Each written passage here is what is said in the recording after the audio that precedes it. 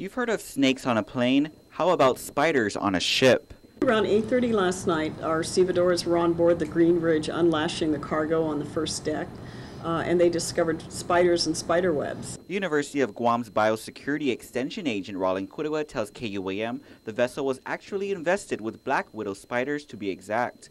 Port General Manager Joanne Brown says following the discovery, Port stevedores immediately contacted Customs and Quarantine to determine the next steps in dealing with the invasive species. At that time, the determination was made to move the vessel out to anchor.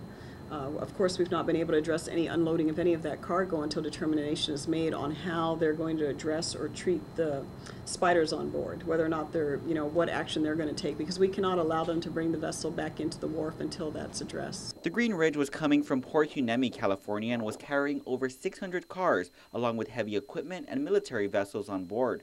Brown says none of that is coming off the vessel until the authorities take the necessary action, which could include eradication on board.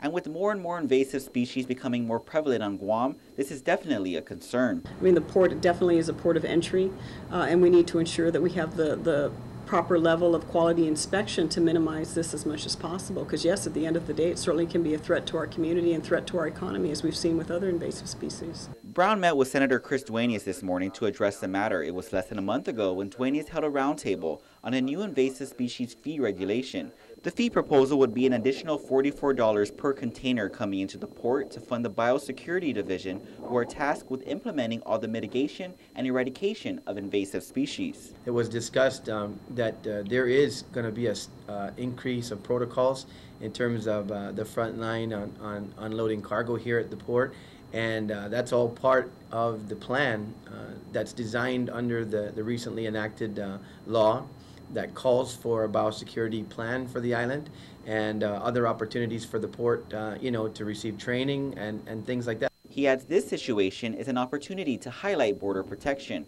As for what's next, Brown says until Customs and Quarantine, the Department of Agriculture, and the vessel agent assess the spiders, the vessel will remain out to anchor. Reporting for Guam's News Network, I'm Ken Quintaniza.